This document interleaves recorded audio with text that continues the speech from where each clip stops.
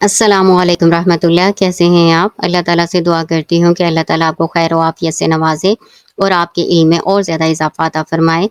آج ہم سورہ کہف پارہ نمبر 15 کا رکوع نمبر 18 پڑھیں گے انشاءاللہ تعالیٰ۔ شروع کرتے ہیں اللہ کے نام سے۔ اعوذ باللہ من الشیطان الرجیم، بسم اللہ الرحمن الرحیم۔ وَاضْرِبْ لَهُم مَّثَلَ الْحَيَاةِ الدُّنْيَا كَمَاءٍ أَنزَلْنَاهُ مِنَ السَّمَاءِ۔ وَاضْرِب اور بیان کریں لہم ان کے لیے مثلا مثال حیات دنیا دنیا کی زندگی کی، کماء جیسا کہ پانی، انزلناہ ہم نے اتارا اس کو، من السماء آسمان سے، فاختلط به نبات الارض فاصبح حشیما تذروه الرياح۔ فاختلط پھر مل جل گئیں، بھی ساتھ اس کے، نبات الارضی زمین کی نباتات، فاصبح پھر وہ ہو گیا، حشیمن چورا چورا، تذروہ الرياح اس کو اڑاتی ہیں ہوائیں۔ وکان اللہ اور ہے اللہ تعالیٰ علی کل شیء مقتدر ہر چیز پر قدرت رکھنے والا۔ وَاضْرِبْ لَهُم مَّثَلَ الْحَيَاةِ الدُّنْيَا كَمَاءٍ أَنزَلْنَاهُ مِنَ السَّمَاءِ فاختلط به نبات الأرض فأصبح حشيما تذروه الرياح وكان الله على كل شيء مقتدرا۔ اللہ تعالیٰ کہتے ہیں اے نبی صلی اللہ علیہ وآلہ وسلم، ان کو دنیا کی بے ثباتی کی مثال ایک کھیتی یعنی سبزے کی طرح بیان کر کے بتائیں کہ جیسے آسمان سے پانی زمین پر برستا ہے تو اس سے سبزہ نکلتا ہے، مختلف قسم کی نباتات اگتی ہیں، لیکن تھوڑے ہی عرصے کے بعد وہ زرد ہونا شروع ہو جاتی ہے اور پھر وہ خشک ہو کر چورا چورا ہو جاتی ہے اور اتنی بے وزن اور ہلکی ہو جاتی ہے کہ ہوائیں اسے اڑائی پھرتی ہیں۔ تو دنیا کی زندگی کی مثال بھی اسی طرح ہے۔ اللہ تعالیٰ ہر چیز پر خوب قدرت رکھنے والا ہے۔ المال والبنون زینت الحیات الدنیا۔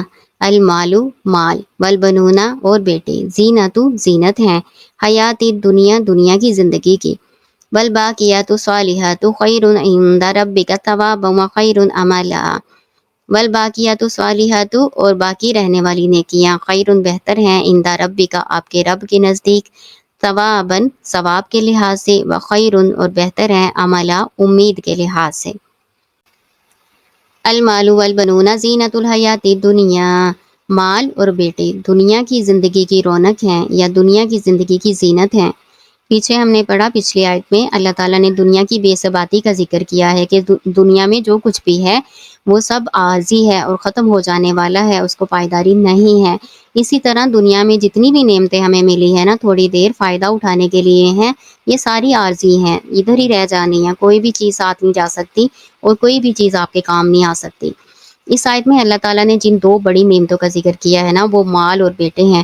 یعنی انسان امید لگاتا ہے کہ اس کے پاس جو مال و اسباب ہے، اس کے پاس قبیلہ خاندان یا اس کی آل اولاد ہے، یہ اس کے لیے بڑی نعمت ہے اور اس کے کام آئیں گے، لیکن اللہ تعالیٰ تو کہہ رہے ہیں کہ یہ ساری دنیا فانی کی عارضی زینت ہیں، آخرت میں یہ کچھ کام نہیں آئیں گی۔ آگے اللہ تعالیٰ بیان کرتے ہیں والباقیات الصالحات خیر عند ربک ثوابا وخیر املا، اور باقی رہنے والی نیکیاں بہترین ہیں آپ کے رب کے نزدیک ثواب کے لحاظ سے اور بہترین امید کے لحاظ سے۔ یعنی وہ چیز جس سے انسان کو امید لگانی چاہیے وہ باقی رہنے والی نیکیاں ہیں جن کا اجر ملے گا۔ اب باقی رہنے والی نیکیاں کون سی ہیں؟ بعض مفسرین نے بتایا ہے کہ وہ تسبیحات ہیں، کوئی نماز کہتا ہے، کوئی ذکر کہتا ہے۔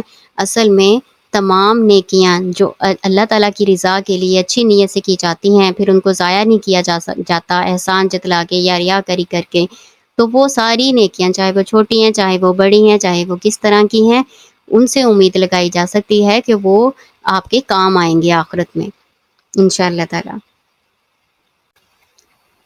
وَيَوْمَ نُسَيِّرُ الْجِبَالَ وَتَرَى الْأَرْضَ بَارِزَةً وَحَشَرْنَاهُمْ فَلَمْ نُغَادِرْ مِنْهُمْ أَحَدًا۔ وَيَوْمَ اور جس دن نُسَيِّرُ ہم چلا دیں گے، جبالا پہاڑوں کو، وَتَرَى الْأَرْضَ اور آپ دیکھیں گے زمین کو، بَارِزَةً کھلی، وَحَشَرْنَاهُمْ اور ہم اکٹھا کریں گے ان کو، فَلَمْ نُغَادِرْ پھر ہم نہیں چھوڑیں گے، مِنْهُمْ ان میں سے، أَحَدًا کسی ایک کو۔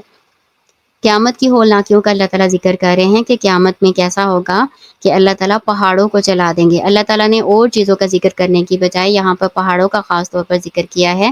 دیکھنے میں پہاڑ بہت مضبوط اور جامد اور ٹھہرے ہوئے مضبوطی کے ساتھ اپنی جگہ پر قائم ہمیں نظر آتے ہیں، تو ان کا حال اللہ تعالیٰ بیان کر رہے ہیں کہ ان کا حال ایسے ہوگا کہ جیسے وہ دھوکی ہوئی رنگین روئی ہوتی ہے۔ سورۃ القاریہ میں بیان کیا گیا وَتَكُونُ الْجِبَالُ كَالْعِهْنِ الْمَنفُوشِ کہ پہاڑ ہو جائیں گے ایسے جیسے دھنکی ہوئی رنگین اون ہوتی ہے یا رنگین روئی ہوتی ہے، بالکل بے وزن۔ تو جب پہاڑوں کا یہ حال ہوگا تو باقی چیزیں کہاں ٹھہر سکتی ہیں؟ زمین کو آپ دیکھیں گے کھلی ہوئی، یعنی زمین کے اوپر سے ہر قسم کی اونچ نیچ پہاڑ ٹیلے سب ختم ہو جائیں گے اور وہ سفید روٹی کی طرح بالکل ہموار ہوگی۔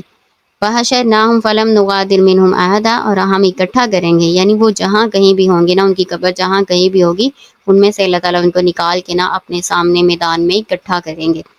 فَلَمْ نُغَادِرْ مِنْهُمْ أَحَدًا ہم اللہ تعالیٰ کہتے ہیں ہم کسی کو بھی نہیں چھوڑیں گے، یعنی ہر ایک نے اللہ تعالیٰ کے سامنے پیش ہونا ہے۔ وَعُرِضُوا عَلَىٰ رَبِّكَ صَفًّا اور وہ پیش کیے جائیں گے اپنے رب پر، یعنی اپنے رب کے سامنے صفوں کی صورت میں۔ لَقَدْ جِئْتُمُونَا كَمَا خَلَقْنَاكُمْ أَوَّلَ مَرَّةٍ لَقَدْ بلا شبہ جئتمونا تم آئے ہمارے پاس، کما جیسا کہ خلقناکم ہم نے پیدا کیا تم کو اول مرہ پہلی مرتبہ۔ اللہ تعالیٰ کہتے ہیں کہ جیسے ہم نے تمہیں پہلی دفعہ پیدا کیا تھا نا، اسی طرح تم اللہ تعالیٰ کے پاس دوبارہ آؤ گے۔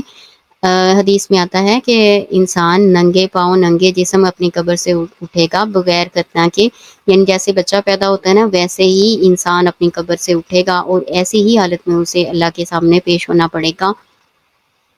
اس وقت ایسی حالت ہوگی نا کہ ایک دوسرے کی طرف دیکھنے کی کسی کو پرواہ نہیں ہوگی، ہر کسی کو اپنی فکر اپنی جان کی فکر پڑی ہوگی، کوئی کسی کی طرف نہیں دیکھے گا۔ بل زعمتم ان لن نجعل لكم موعدا بلکہ زعمتم تم نے گمان کیا ان کہ ہرگز نہیں نہ جلا ہم بنائیں گے یا ہم کریں گے لکم تمہارے لیے موعدا ایک وعدے کا وقت۔ موعدا اسم ظرف ہے، وعدے کا وقت اور وعدے کی جگہ دونوں ہی مراد ہو سکتے ہیں۔ اللہ تعالیٰ کہہ رہے ہیں تمہیں لگتا تھا کہ یہ وعدے کا وقت یعنی قیامت کا ہم مقرر نہیں کریں گے۔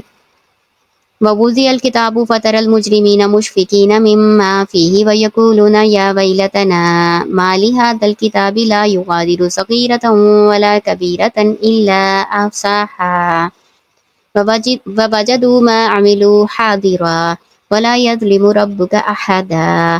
وَوُضِعَ الْكِتَابُ اور رکھ دیا جائے گا اعمال نامہ، فَتَرَى الْمُجْرِمِينَ پس آپ دیکھیں گے مجرموں کو، مشفقین وہ ڈر رہے ہوں گے، خوف زدہ ہوں گے، مما اس سے جو فیہ اس میں ہے، وَيَقُولُونَ اور وہ کہیں گے یا ویلتنا اے خرابی ہماری، ما لِهَذَا الْكِتَابِ کیسی ہے یہ کتاب، لا یغادر صغیرۃ ولا کبیرہ نہیں چھوڑا اس نے کوئی چھوٹا نہ بڑا، یعنی چھوٹا اور بڑا عمل نہیں چھوڑا، الا مگر احصاہا اس کا احاطہ کیے ہوئے ہے، گھیرے ہوئے ہے۔ آسا کا مطلب گھیرے میں لینا، یعنی اس کو لکھا ہوا ہے، اس نے چھوٹی بڑی کوئی چیز نہیں چھوڑی۔ وَوَجَدُوا اور وہ پائیں گے ما عملو جو انہوں نے عمل کیا، حاضرہ موجود، جو بھی انہوں نے عمل کیا ہوگا نا اس کتاب یعنی اس اعمال نامے میں درج ہوگا۔ وَلَا يَظْلِمُ رَبُّكَ أَحَدًا اور نہیں ظلم کرے گا آپ کا رب کسی ایک پر بھی، یعنی اللہ تعالیٰ کسی کے حق میں کمی نہیں کرے گا۔